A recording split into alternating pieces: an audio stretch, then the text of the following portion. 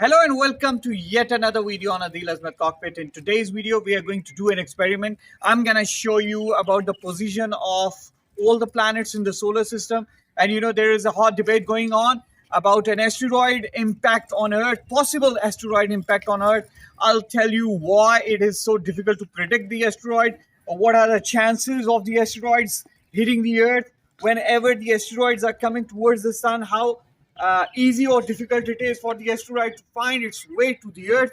For this purpose, we're about to conduct an experiment. Come on, I'll show you. Over here, we're going to make a solar system.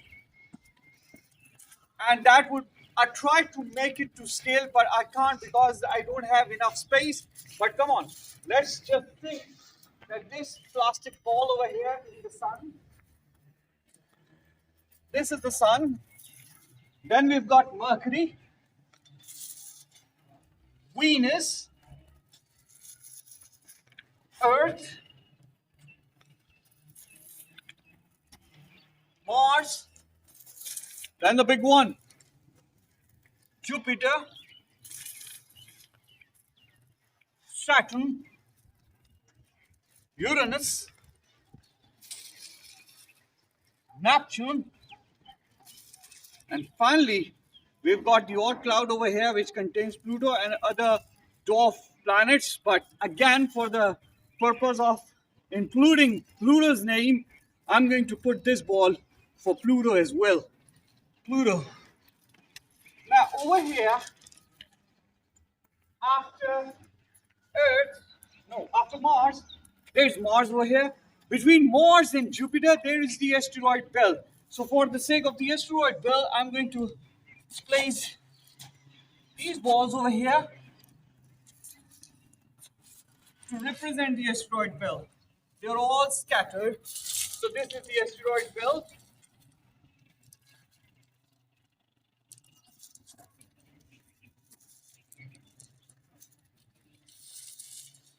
This is the scattered asteroid belt. After we are done with the asteroid belt, come over here. There is the Kuiper belt. So the Kuiper belt is where Pluto is right now. So I'm going to scatter a few balls over here. This is going to be the Kuiper belt.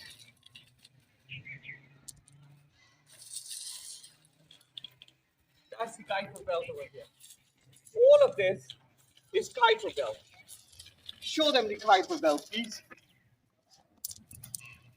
This Kuiper belt, asteroid belt, and finally, over here, please take a look at the back. I'm going to make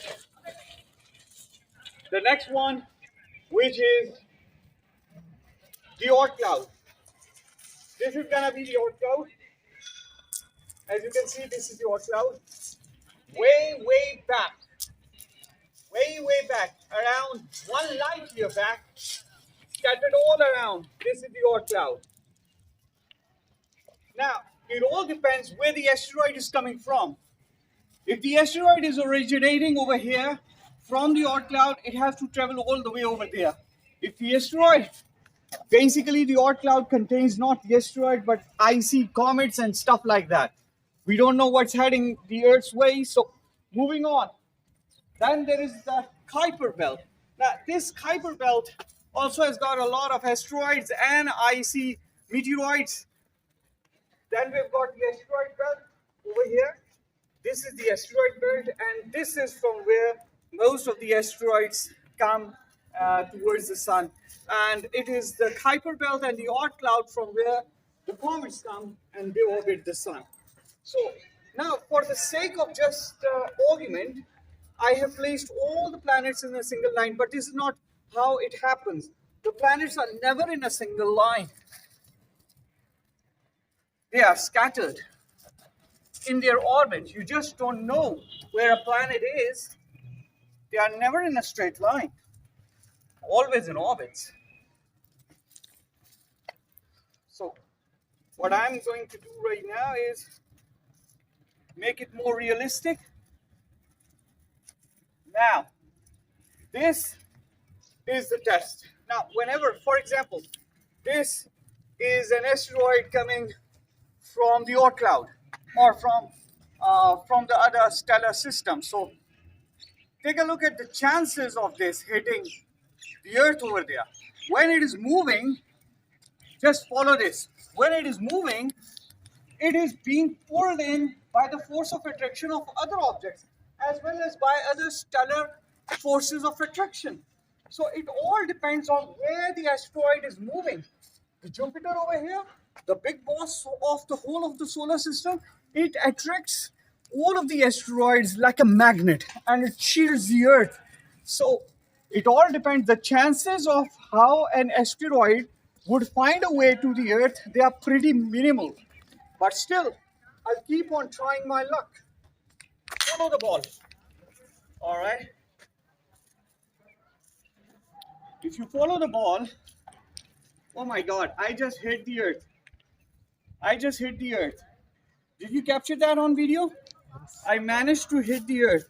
The chances of hitting the Earth remains 1 in a million when an asteroid is coming all the way from the Kuiper belt, and 1 in a million if it is coming from the Oort cloud.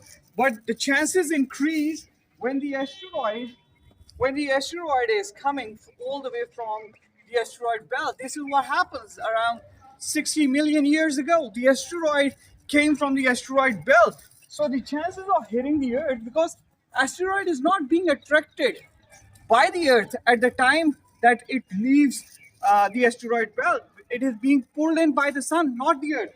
It all depends what it finds on the way. So you keep doing it. A bigger asteroid. So what happens over here, what I'm trying to convey, what I'm going to show you is that the chances are minimal. Now, one of the important things that people do ask is, what if we have the technology to predict when an asteroid is coming and to hit it with a missile or something? Yes, the argument is fine. You can do that. You still have the technology to do that. You also blasted Shoemaker. But the problem with the asteroid is, if you hit an asteroid that is coming towards the Earth and you blast it into certain fragments. The chances, if for example, the chance of this big ball hitting the Earth was around 1 in 100, it makes 15 in 100. I'll show you. So 1 in 100, a big asteroid impact. This is going to be a big asteroid impact. But what we are doing is that instead of going for 1 in 100, we are going for a smaller impact, but with a more probability. One of them is bound to hit the Earth. So with this experiment, I've shown to you that not only predicting an asteroid is extremely difficult, but the only survivability that we have, the good chance of survivability is that of chance itself. The chance of an asteroid coming all the way from the Oort cloud, coming all the way from the Kuiper belt, coming all the way from even the asteroid belt and coming directly to Earth is minimal. So once every 200 to 300 million years, we are still in a chance zone where 1 in a million chance an asteroid may come. But again, present day technologies, they cannot divert the asteroid, but they can blast it. But we have conducted different experiments where asteroids can be diverted with minimal thrusts. With this experiment, I've shown to you how an asteroid, if it ever finds its way towards the Earth, why our present technology is not good enough to divert it from its track. And I'm pretty much sure that the chances of asteroids hitting the Earth in the near future are minimal. We all believe in preordination, and this is what my book is: Time Travel, Practical Application in a Preordained Multiverse. So if it is preordained, it has to come. We have used up all the energy that was there for our quota to be used up, born over there in the Big Bang. If that is so, the energy is used up, we are used up. If not, asteroid ain't coming this way. We are not going the way of the dinosaurs. Like, subscribe, and support Adil Azmat Cockpit. For this experiment, I'm really, really thankful to Mr. Arif over here. He helped me a lot. He made the video such a quality video, and he also understood the asteroid impact thing, and he was really much excited. He helped me through, and I'm really grateful to Mr. Arif. Thank you so much for the experiment. Thank you. And I hope that you have learned a lot about the asteroid impacts and about the probability of asteroids hitting the Earth.